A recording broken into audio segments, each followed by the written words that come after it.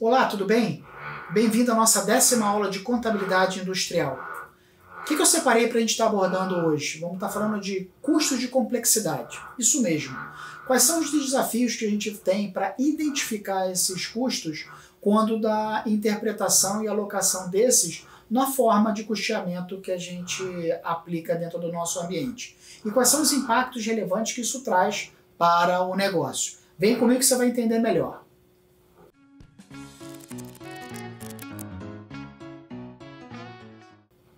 Você concorda que identificar e até mesmo alocar os custos indiretos de fabricação nas atividades econômicas tem o seu grau de dificuldade? Diferente? Pois é, quando a gente precisa alocar custos indiretos de fabricação no comércio, ele tem um grau de complexidade menor, né? Por isso até mesmo que muito dos exercícios, muito dos exemplos são associados a empresas mercantis. Porque ali você tem claramente definido o imposto, o frete, o valor da compra.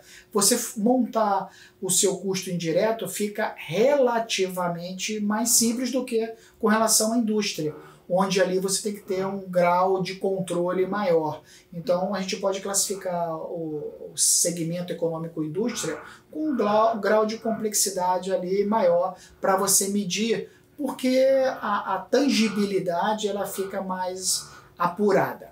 E quando a gente fala de serviço, né, de segmento de serviços, aí aumenta ainda mais esse grau de complexidade de rateamento, de distribuição, porque aqui a gente começa a ter comportamentos intangíveis, e aí naturalmente esses comportamentos intangíveis nos levam à dificuldade dessa interpretação.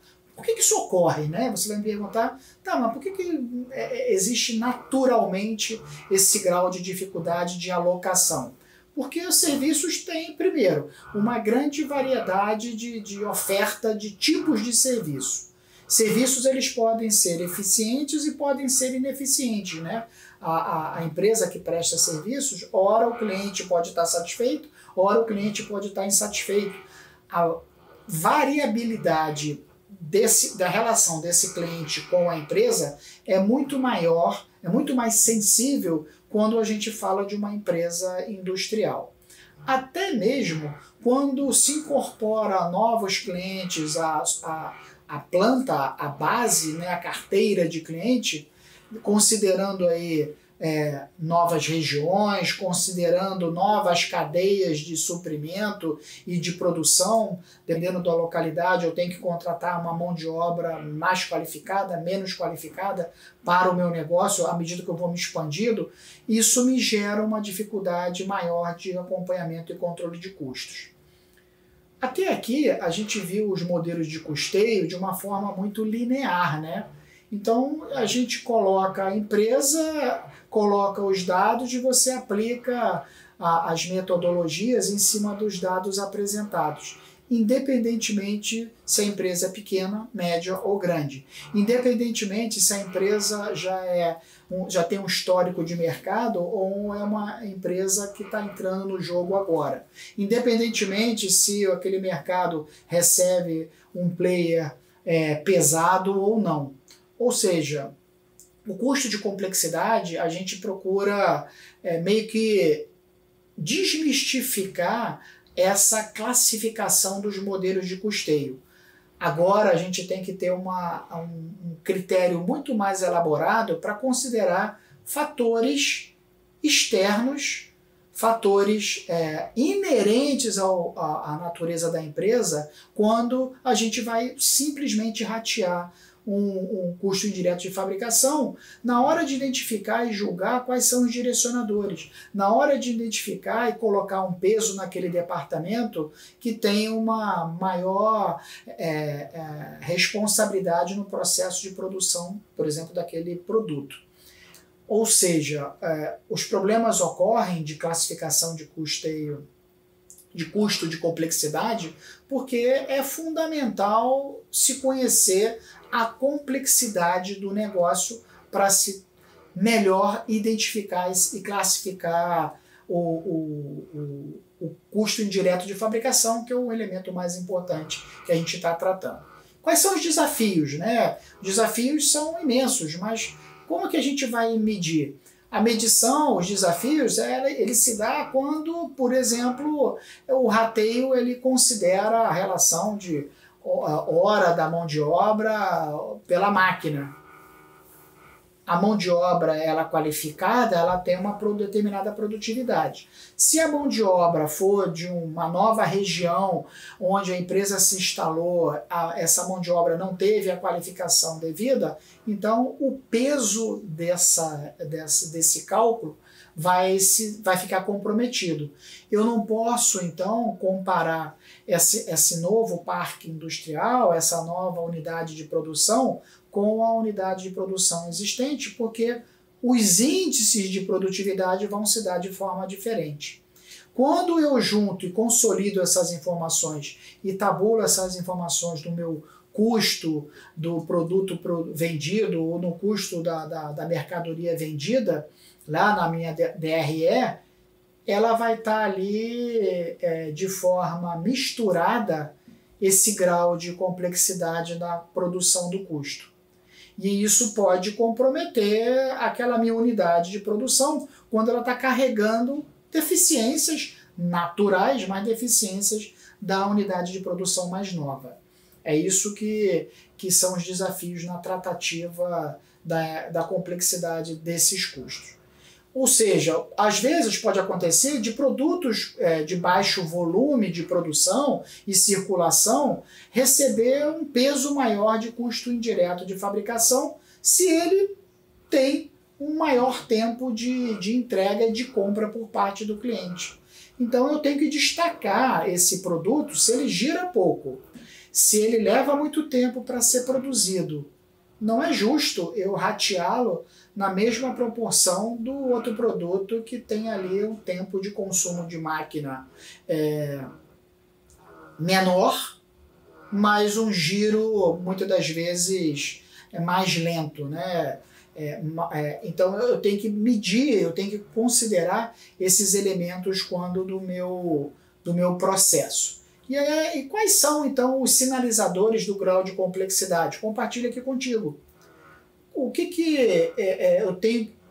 eu preciso ter, o que eu tenho que ter como elementos para me permitir julgar se eu vou fazer uma leitura da minha metodologia de custeio, respeitando ali um peso, muitas das vezes, diferente naquele meu produto, naquele meu serviço, para minha tomada de decisão. Eu tenho que considerar elementos tais como o comportamento da própria marca, né? Comportamento dessa própria marca em culturas, em regiões distintas. A Coca-Cola, aqui um exemplo que eu trago para vocês, ela tem a natureza dela vermelha, né? O marketing dela, a propaganda dela, o rótulo dela é vermelho. Só que na região norte do nosso país, por exemplo, existe ali uma competição cultural, né, de duas escolas de samba, grupos folclóricos, que é o boi vermelho e o boi azul. Então, na região, lá nas pessoas que torcem, que desfilam culturalmente lá pelo o boi vermelho, isso é uma característica lá do estado do Amazonas, você não vende Coca-Cola, você vai vender Coca-Cola porque a Coca-Cola tem um rótulo vermelho. Mas quem é do garantido, né, não vai consumir a Coca-Cola porque a Coca-Cola tem um rótulo vermelho. Então a Coca-Cola produz rótulos azuis, propaganda com viés azuis para atender lá essa cultura local. Isso impacta nos custos de produção. Então conhecer a marca, conhecer a cultura, conhecer a exigibilidade dos consumidores, conhecer a relação dos vendedores com os pontos de venda, né, os PDVs, conhecer a forma com que a cultura organizacional, a administração local trata a relação da cadeia de produção, é fundamental para que, por exemplo, a Coca-Cola tenha êxito de comercializar seus produtos naquela região lá com uma cor diferente da original. A cadeia, entender então a cadeia de produção desde o recebimento do insumo até o atendimento ao cliente, é sim um elemento, um fator crítico de sucesso. Trago aqui para a gente debater, como forma de melhor ilustrar, como que um exemplo da dificuldade que se tem para medir a complexidade dos custos. Custos são atribuídos, né, ao produto, aos serviços de acordo com o volume de venda. Só que podem acontecer erros quando a gente compara esse volume de venda com a contribuição e a rentabilidade do produto. Pode acontecer, né? Pode acontecer. Desmascarando. Aqui eu estou botando a linha do tempo, né? Um crescimento de 12% nas vendas pode gerar, nesse exemplo, um crescimento natural na contribuição ao negócio, né, a margem de contribuição, mas uma perda da rentabilidade, né, na linha do tempo. Como assim? Porque a busca do aumento das vendas, ele pode ser mantido, deve ser mantido, mas deve ser levado em consideração os custos fixos. Só que isso nem sempre acontece porque, muitas das vezes, a rentabilidade daquele produto ela é decressiva.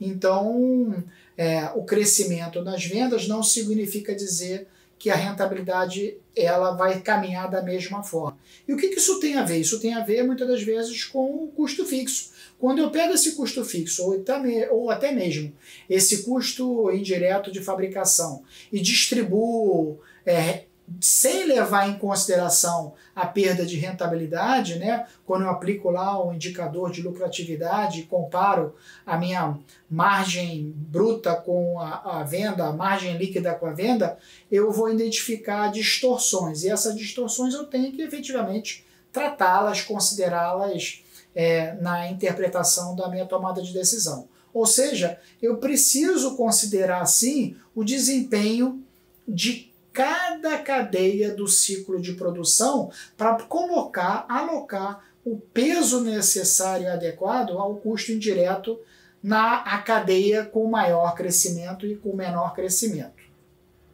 Poxa, Douglas, ficou confuso. Não ficou confuso não. Olha o exemplo que eu compartilho aqui contigo. Imagina aqui uma cadeia de produção, os fatores direcionadores de custo, que é um termo que você já conhece, considerando o transporte, a armazenagem, a distribuição e a comercialização, a venda.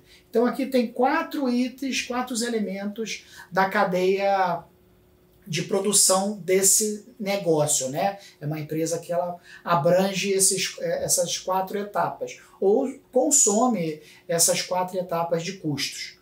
Quando a gente fala do direto, é fácil a gente tratar. Mas imagina que eu preciso, então, definir direcionadores de custos respeitando cada cadeia dessa. E esses direcionadores, eu estou classificando ele em 4 categorias. A, B, C e D. Né? Eu estou aqui evoluindo um pouco mais daquele conceito lá do custeamento ABC, onde a gente trata os direcionadores. E aqui eu, de uma forma subjetiva, interpretativa, em conjunto com a equipe de transporte, com a equipe de armazenamento, com a equipe de distribuição e com a equipe de venda, eu classifico o direcionador A em cada etapa do meu processo de produção. O meu direcionador B, o direcionador C, D, da mesma forma. E aí eu ranqueio esses direcionadores de acordo com a etapa, com o departamento no qual ele está produzindo. Eu não pego simplesmente o direcionador e aloco percentualmente ele a cada departamento. Aqui eu traduzo, eu interpreto ele. Olha o que eu coloquei aqui embaixo. Como legenda, o verde, né, é o melhor desempenho. Então o A, por exemplo, ele tem um bom desempenho no que diz respeito ao direcionador relação de carga completa, mas tem ali uma classificação negativa no que diz respeito à devolução, na distribuição, ao processo de devolução. E assim sucessivamente. Ou seja, o quadro verde significa, que eu botei aqui embaixo para facilitar, que em comparação com as outras atividades das outras categorias, essa categoria demonstra um melhor desempenho e o vermelho um pior desempenho. Isso está diretamente associado ao grau de complexidade daquela atividade, e aquele direcionador ele vai ter um peso ou maior ou menor com relação a essa relação. Eu preciso então entender de uma forma bem clara o meu comportamento, os meus departamentos, a minha atividade, de forma a julgar de uma forma menos subjetiva e mais lógica a classificação dos meus custos indiretos de fabricação. Legal? Eu espero que então você tenha entendido a importância, né, de nós julgarmos à luz daquelas etapas que eu citei para você, o mercado, a complexidade, os custos, e aí sim alocar esses custos respeitando os desafios da identificação, mas tratando o impacto que eles representam dentro da cadeia de suprimentos de um negócio. Legal? Fique na paz. Qualquer dúvida, você escreve para mim, se inscreva no canal, que facilita a nossa comunicação. Tudo de bom, hein? Um abraço. Tchau. Fui!